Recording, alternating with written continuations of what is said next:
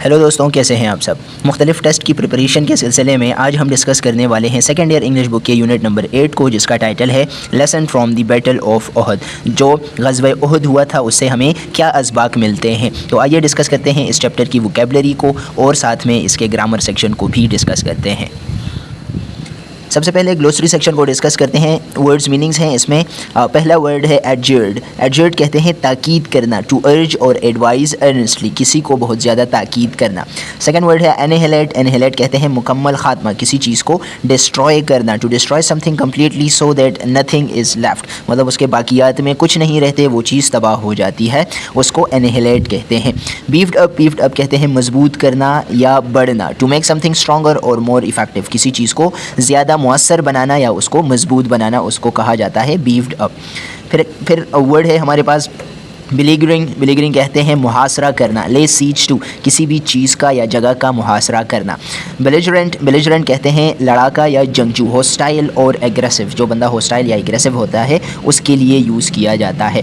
बिसीज। बिसीज भी कहते हैं मुहासरा करने को। Surround a place with armed forces in order to capture it or force its surrender, तो किसी भी चीज़ का मुहासरा करना या किसी भी जगह का स्पेशली आर्म्ड फोर्सेस के थ्रू उसको कैप्चर करने की नीयत से उसका मुहासरा करना।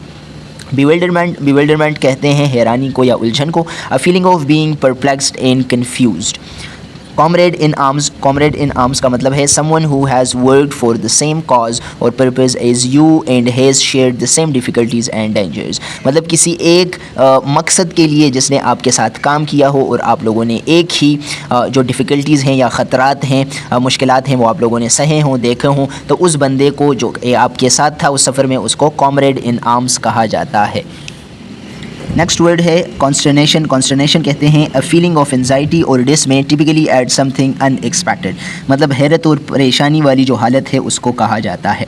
डेसिमेटेड। डेसिमेटेड मतलब बड़े हिस्से को ख़त्म करना, to destroy a large part of something, किसी भी चीज़ के बड़े हिस्से को ख़त्म कर देना, उसके लिए हम यूज़ करते हैं डेसिमेटेड। डिसिपेटेड। डिसिपेटेड कहते हैं बिकम लेस और बिकम्स लेस स्ट्रॉन्ग, जो चीज़ कम हो जाती है या कम मजबूत हो जाती है उसको डिसिपेटेड कहते हैं। अनटिल इट डिसअपीयर्स और गोज़ अवे, मतलब उसके ख़त्म होने तक जब वो कम होती रहती है या वो कमज़ोर होती रहती है, उसके लिए डिसिपेटेड का वर्ड यूज़ होता है। नेक्स्ट वर्ड है हमारे पास फ्लैंक। फ्लैंक मतलब पहलू। The right or left side of a body of people such as an army or naval force, मतलब किसी भी चीज़ या स्पेशली जब आर्मी या कोई नेवल फोर्स होती है उसका जो पहलू कोई एक साइड लेफ़्ट या राइट, उसको फ्लैंक कहते हैं। इग्नोमिनी। इग्नोमिनी कहते हैं रुसवाई को, पब्लिक शेम और डिस्ग्रेस। मैन्यूवर। मैन्यूवर कहते हैं चाल या हिकमत अमली को। अ क्लेवर और प्लेन्ड एक्शन, मूवमेंट और एक्टिविटीज़ टू गेन एडवांटेज और अवॉइड समथिंग, मतलब किसी पर एडवांटेज हासिल करने के लिए जो चाल चली जाती है, हिकमत अमली प्लानिंग की जाती है, तो उसको मैन्यूवर कहा जाता है। पैकेट्स। पैकेट्स कहते हैं पहरेदार को या निगहबान को। A soldier or small group of soldiers performing a particular duty especially one set out to watch for the enemy, जिन लोगों को भेजा जाता है ताकि वो देखें कि दुश्मन आ तो नहीं रहे उस रास्ते से, तो उन ग्रुप ऑफ पीपल को कहा जाता है पैकेट्स, पहरेदार या निगहबान। Pincer movement. पिंसर मूवमेंट कहते हैं पंजा नुमा घेराव को। A movement by two separate bodies of troops converging on the enemy, मतलब दरमियान में जब दुश्मन होता है और इर्द गिर्द से उनको घेर लिया जाता है, तो उस मूवमेंट को, उस हरकत को, पंजा नुमा घेराव को पिंसर मूवमेंट कहते हैं। फिर नेक्स्ट वर्ड है सेमेटर। सेमेटर कहते हैं खुमदार तलवार को। A short sword with a curve blade that broadens towards the point, तलवार को कहा जाता है। सीथिंग। सीथिंग मतलब गुस्से से भरा हुआ। Filled with or characterised by intense but unexpressed emotions, जिसमें बहुत ज़्यादा इंटेंस शदीद इमोशंस होते हैं लेकिन वो अनएक्सप्रेस्ड होते हैं, उनको दिखाया नहीं जाता, तो उसको सीथिंग कहते हैं, गुस्से से भरा हुआ। टेम्बुराइन। टेम्बुराइन कहते हैं ढोलक नुमा को, मतलब एक इंस्ट्रूमेंट जो कि जिसको बजाया जाता है, वो नकारे जंग जिसको कहा जाता है, ताकि दुश्मन के आने की खबर दी जा सके, तो उसको कहा जाता है। फिर नेक्स्ट वर्ड है थ्रेशोल्ड। तो थ्रेशोल्ड कहते हैं दहलीज़ को। अ पॉइंट ऑफ एंट्री, जहाँ से एंट्री होती है, दरवाजे की जो दहलीज़ होती है या किसी भी जगह का जो पॉइंट ऑफ एंट्री होता है, उसको थ्रेशोल्ड कहा जाता है। नेक्स्ट पार्ट है वोकेबलरी एंड ग्रामर का, जिसमें पार्ट ए है search the following words related to economy in an authentic source and write the correct word in front of its meaning below. मतलब ये वर्ड्स दिए गए हैं, इसकी मीनिंग्स हमने फाइंड करनी है और फिर ये जो ब्लैंक्स दिए गए हैं तो करेक्ट वर्ड को उसकी करेक्ट ब्लैंक में या अप्रोप्रिएट जगह पर उसको ऐड करना है। तो बैंकरप्ट है, बैंकरप्ट मीन्स दिवालिया हो जाना, इकनॉमिक्स माशियात को कहते हैं, डेफिसिट कमी या खसारे को, स्टॉक कहते हैं जहाँ पर माल ज़ख़ीरा होता है या स्टॉक जो होता है माल मंडी। इन्वेस्टमेंट मींस सरमायाकारी, कंज्यूमर सारिफीन या इस्तेमाल करने वाले जो चीज़ों को इस्तेमाल करते हैं उनको कंज्यूमर कहा जाता है। फाइनेंस कहते हैं मालियात को जो मुआशियात से रिलेटेड होता है। बजट को बजट ही कहा जाता है। फिस्कल कहते हैं मालियाती। क्रेडिट कहते हैं कर्ज़ या उधार को। कैपिटल सरमाया। इन्फ्लेशन महंगाई को कहते हैं। करेंसी ज़र मुबादला या जो नोट होते हैं उनको। कॉस्ट कहते हैं कीमत को। डिपॉजिट करना किसी चीज़ को जमा करना, जो बैंक में पैसे डिपॉजिट किए जाते हैं, सेंड किए जाते हैं या जमा किए जाते हैं। और रिसेशन का वर्ड है, तो रिसेशन का मतलब है इकनॉमिक डिक्लाइन। जब मालियात में या किसी भी मुल्क की इकॉनमी में कमी होती है तो उसको उस स्टेज को रिसेशन कहा जाता है। सबसे पहला जो ब्लैंक है या सेंटेंस है, continual decrease in the price of goods and services. Continual decrease in the price of goods and services, जब किसी भी चीज़ों की कीमत में कमी होती है तो उसको इन्फ्लेशन कहा जाता है। सेकेंड नंबर है a period of time in which there is a decrease in economic activity and many people do not have jobs. जब उनके पास जॉब्स नहीं होती तो उसको रिसेशन कहते हैं। थर्ड नंबर है person who buys goods and services, तो उसको कंज्यूमर कहा जाता है। मतलब जो सामान या अशिया को ख़रीदता है उसको कंज्यूमर कहते हैं। फोर्थ नंबर है a science concern with the process और system by which goods and services are produced, sold and bought. तो ऐसे तरीक़ाकार को, ऐसे सिस्टम को जिसके थ्रू अशिया को या जो सर्विसेज होती हैं और प्रोड्यूस पैदा किया जाता है, सोल्ड बेचा जाता है एंड बॉट ख़रीदा जाता है, ऐसे सिस्टम को इकनॉमिक्स कहा जाता है। फिफ्थ नंबर है an amount such is an amount of money that is less than the amount that is needed. मतलब जितनी रकम चाहिए होती है उससे जो अमाउंट कम होती है तो उसको डेफिसिट कहते हैं। डेफिसिट मतलब खसारा, जो जितना हम कमा रहे हैं उससे ज़्यादा खर्च हो रहा है तो उसको डेफिसिट कहा जाता है। सिक्स नंबर है the amount of money available for spending that is based on a plan for how it will be spend. तो उसको बजट कहते हैं। मतलब जितना पैसा हमारे पास होता है कि और हमें पता होता है कि कैसे, spending that based on a plan, किसी भी मंसूबे के तहत उसको स्पेंड करना और कैसे उसको स्पेंड किया जाता है, उन सारों पैसों को, उस सारी मनी को हम बजट कहते हैं। 7 नंबर है money that a bank or business will allow a person to use and then pay back in the future, उसको क्रेडिट कहा जाता है। 8 नंबर है money, property etcetera that is use to start or cooperate a business. तो किसी भी business start करने के लिए जो मनी या प्रॉपर्टी यूज़ होती है उसको कैपिटल कहा जाता है। 9 नंबर है of or relating to money and especially to have money a government, business or organization earns, spends and owes, उसको fiscal कहा जाता है। 10 नंबर है the act of using money to earn more money, the act of investing money is called investment. मतलब पैसों को खर्च करना किस चीज़ के लिए, दोबारा पैसे कमाने के लिए, तो उसको इन्वेस्टमेंट कहा जाता है, जिस तरह बिजनेसेस में हम इन्वेस्टमेंट्स करते हैं। 11 नंबर है the money that a country uses a specific kind of money, तो उसको करेंसी कहा जाता है। 12 नंबर है the price of something, the amount of money that is needed to pay for or buy something, तो उसको cost कहा जाता है। जितना पैसा चाहिए होता है किसी चीज़ को ख़रीदने के लिए उसको उस चीज़ की कॉस्ट कहते हैं। 13 नंबर है the supply of goods available for sale in a store, तो उसको स्टॉक कहा जाता है। मतलब जितनी अशिया अवेलेबल होती हैं किसी भी स्टोर में तो वो स्टॉक होती हैं। 14 number the way in which money is used and handled, उसको फाइनेंस कहते हैं। 15 number two put money in a bank account, तो वो डिपॉजिट करना, किसी भी बैंक अकाउंट में पैसे जमा करना, डिपॉजिट करना, उसमें डालना, उसको डिपॉजिट कहते हैं। 16 नंबर है अनएबल टू पे डेब्ट्स, तो उसको बैंकरप्ट कहा जाता है। बैंकरप्ट मतलब अनएबल टू पे डेब्ट्स, जो कि कर्जे अदा ना कर सकता हो। फिर नेक्स्ट पार्ट बी है the syllable of the words written in capital letters is stressed while that with small letters is unstressed. Practically pronounce these words with stressed and unstressed syllables. ये हमारे पास वर्ड्स दिए गए हैं, इसमें ये जो capital है तो ये इस वर्ड का स्ट्रेस पार्ट है, ये इस वर्ड का स्ट्रेस पार्ट है, और जो कि स्मॉल में दिए गए हैं ये इसका अनस्ट्रेस पार्ट है। तो स्ट्रेस और अनस्ट्रेस पार्ट को मद्देनज़र रखते हुए आप इस वर्ड्स की प्रैक्टिस करें।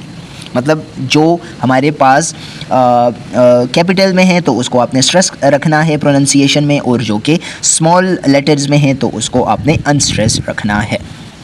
फिर है part C, add the correct prefix to the words to complete each sentence. मतलब यहाँ पर हमने करेक्ट प्रीफिक्स लगाना है। प्रीफिक्स मतलब वो पार्ट जो कि किसी भी वर्ड से पहले लगता है, group of words that is added before the root word or at the start or beginning of the root word in order to change the meaning of that word, तो उसको हम प्रीफिक्स कहते हैं। तो फर्स्ट नंबर है I wanted to ease my stomach comfort, तो I wanted to ease my stomach discomfort, so I drink some ginger root T.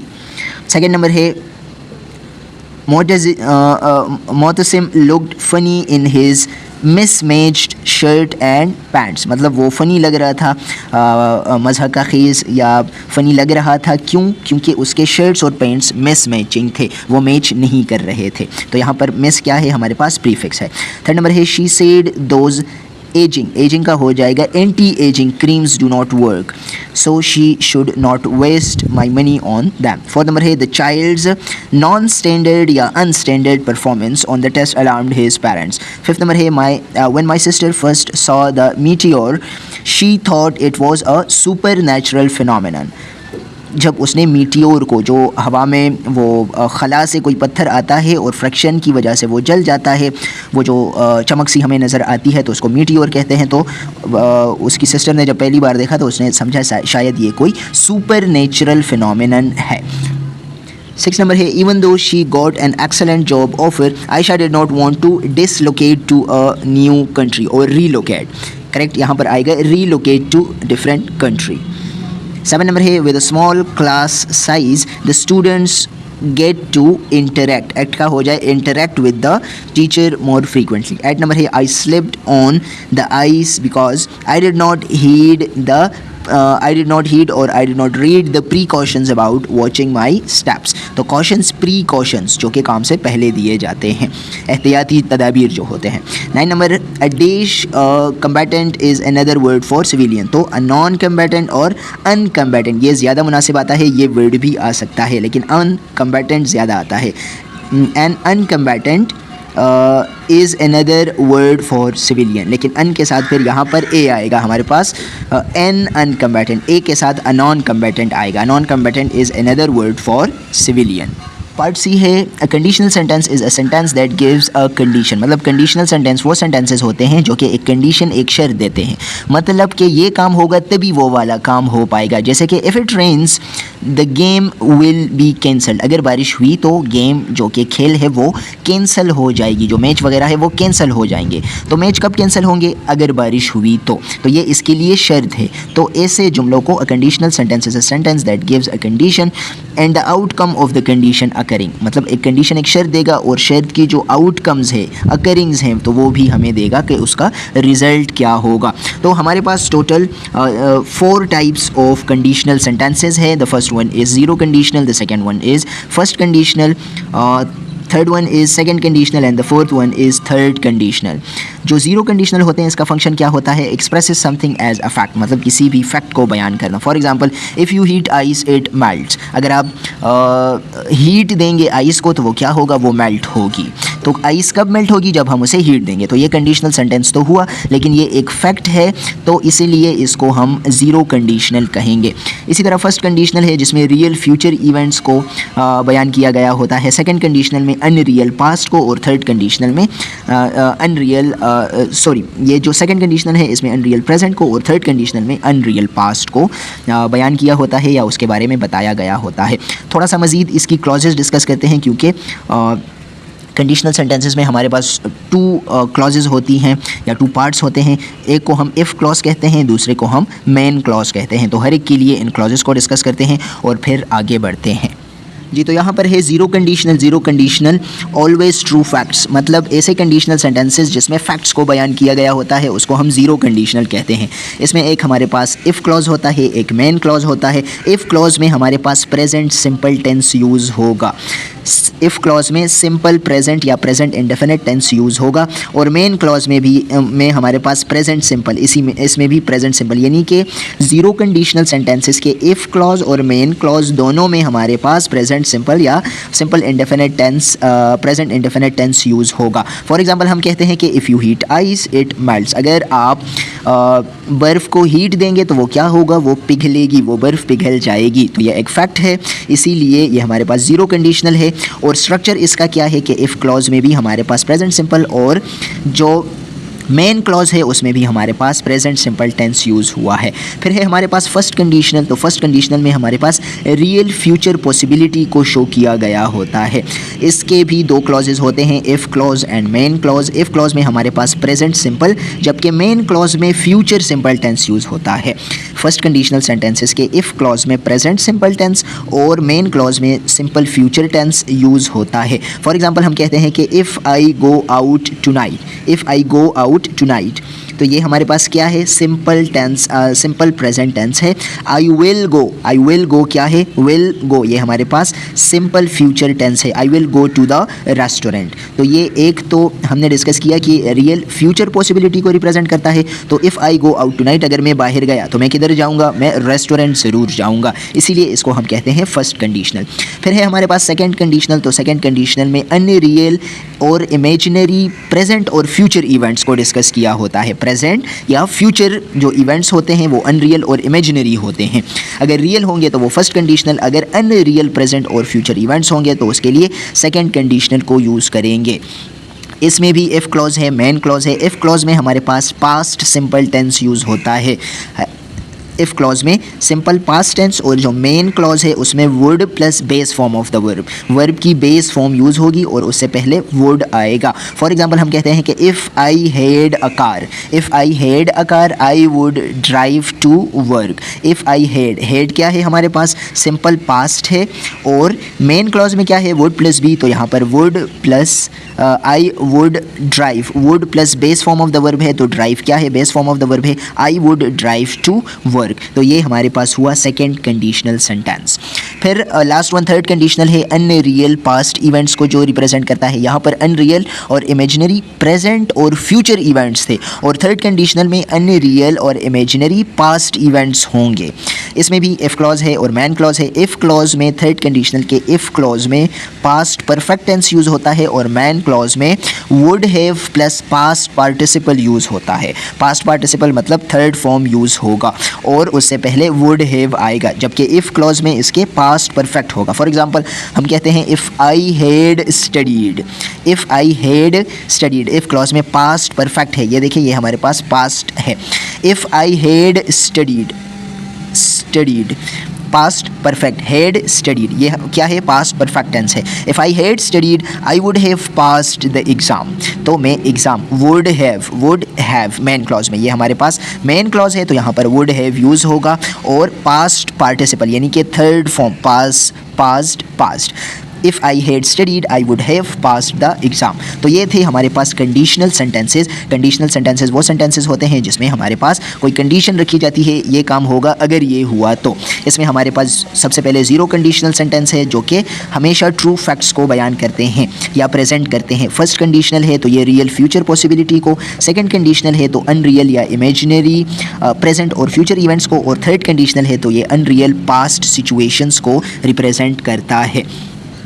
और ये 1 2 3 4 हमारे पास टाइप्स ऑफ कंडीशनल सेंटेंसेस है। आइए अभी इसी स्ट्रक्चर के थ्रू एक्सरसाइज को सॉल्व करते हैं। इस चैप्टर में हमारे पास सिर्फ ज़ीरो कंडीशनल सेंटेंसेस है, तो बाकी के सेंटेंसेस और स्ट्रक्चर्स हम आगे भी डिस्कस करेंगे, तो हमारी प्रैक्टिस होती रहेगी साथ साथ में। इस चैप्टर में हम सिर्फ फोकस करेंगे ज़ीरो कंडीशनल सेंटेंसेस पर।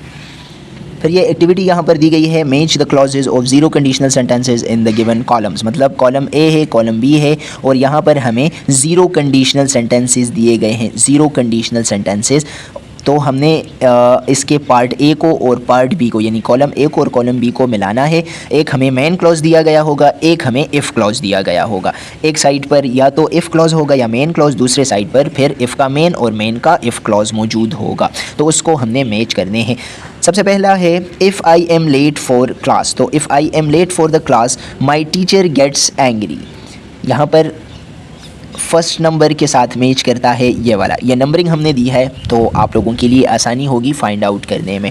सेकंड नंबर है when he stays up very late, when he stays up very late he listens to music, या आप ये भी लिख सकते हैं कि he is very tired the next morning. Third number है people get hungry, people get hungry. Third number है यहाँ पर इफ़ दे डोंट ईट, अगर people get hungry if they don't eat, ये इसका इफ़ क्लॉज है और ये इसका मैन क्लॉज है। फिर फोर्थ नंबर है if you study hard, if you study hard, तो फोर्थ नंबर का यहाँ पर हमारे पास आएगा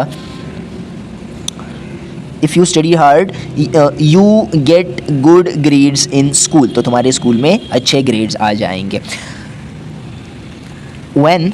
when she watches a movie, fifth number है when she watches a movie, तो फिफ्थ नंबर का आएगा she likes to eat popcorn। Six number है when I cross the street, तो I always look left and right। Seven number है I can do my homework if I don't have my glasses। Seven number है if I can't eight number है he always smiles when he is happy। Nine number है if I miss the bus, nine number आएगा I take a taxi to work। 10 number है when you make lots of noise, तो इसके साथ आएगा 10 number the librarian gets angry, when you make lots of noise the librarian gets angry। 11 number है tea tastes sweet if you add some sugar, फिर इसके बाद 12 number है you should eat less if you want to lose weight। 13 number है I always take my umbrella when it rains। 14 number है when I am sad, तो 14 number में आएगा हमारे पास I watch a funny movie, मैं एक funny movie देख लेता हूँ। और लास्ट नंबर 15 नंबर है when he cleans the house he is very tired the next morning, या ये भी आ सकता है कि when he cleans the house he listens to music। तो ये हमारे पास कुछ सेंटेंसेस थे ज़ीरो कंडीशनल सेंटेंसेस के, और इसको हमने यहाँ पर मैच कर दिया है। ये थी यहाँ तक इस चैप्टर की डिस्कशन, उम्मीद है आप लोगों के लिए हेल्पफुल रही होगी। मिलते हैं किसी नेक्स्ट वीडियो में, तब तक के लिए stay safe and stay blessed.